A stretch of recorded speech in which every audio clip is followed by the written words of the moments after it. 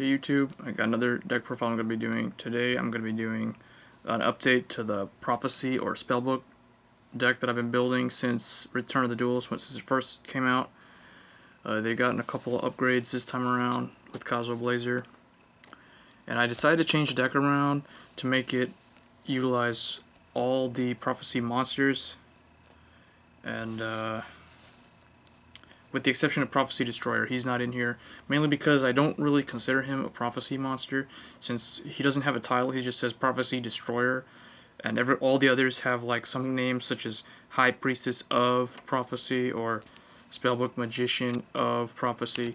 So he's the only Spellbook monster that's not in here. That's part of the theme. So he's the only one that's absent from this build.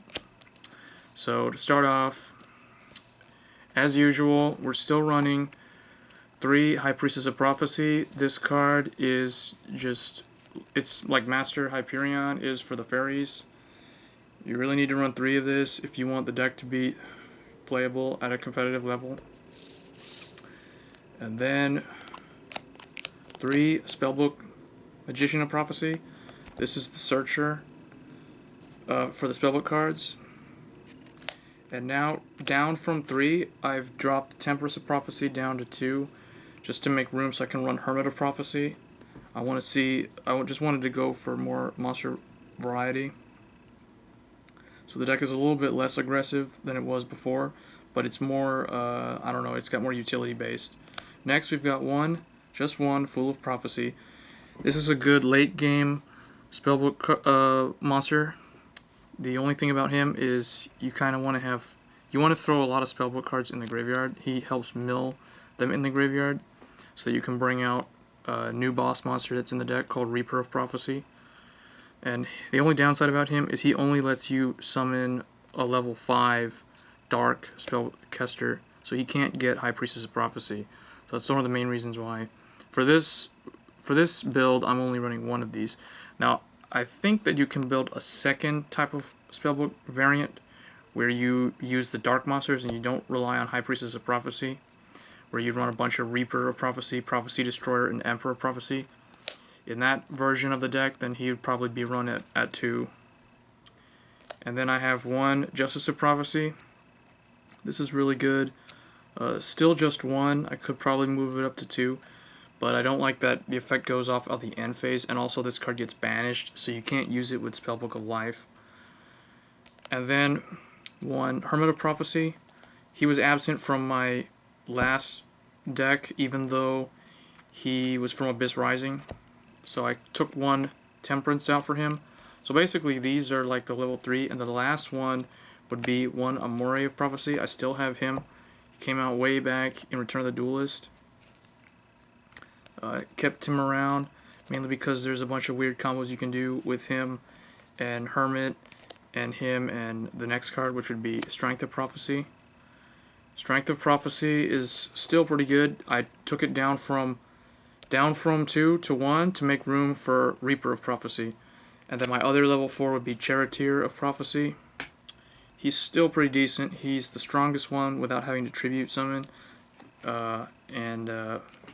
His effect is semi-useful, although he's probably one of the lesser useful ones as the duel goes on. And then my last of the low-level ones, 1 Stoic of Prophecy. He searches out any of the level 3 ones when he's sent to the graveyard. Oh, and then Temperance also. So, 1 Stoic. And then for the dark boss monsters, 1 Reaper of Prophecy. I'm trying this in, see how it goes. If I was building the dark variant, I'd probably run this over High Priestess, and I would also run a couple more, probably this and Prophecy Destroyer, and then 1 Emperor of Prophecy, which would be the last monster. So that's the monster lineup for spells. I'm trying out 2 Spellbook of the Master. This card is pretty much a dead card in the beginning of the duel. You kind of have to wait until you have other stuff in the graveyard for it to work. So for this deck, there's like 7 targets. 1 Spellbook Library of the Heliosphere. This is a good late game card. 3 Spellbook of Secrets. This is the main search of the deck. And then 1 Spellbook of Eternity. This recovers your banished Spellbook cards. and then 2 Spellbook of Power. All of these cards are targets for Spellbook of the Master. And then additional spellbooks, I have 1, the Grand Spellbook Tower. 1 is enough. You don't really need 2 because you can, once it's destroyed, you banish it and then you reuse it with Eternity or Spellbook of the Master proxying for Eternity. 2, Spellbook of Life. I still found that 2 is useful, and it's also good with the low-level monsters like Fool of Prophecy or Hermit or Amore at manipulating the levels. So you can get different rank Xyz monsters with these. And then 1 Spellbook Star Hall. It's still pretty decent.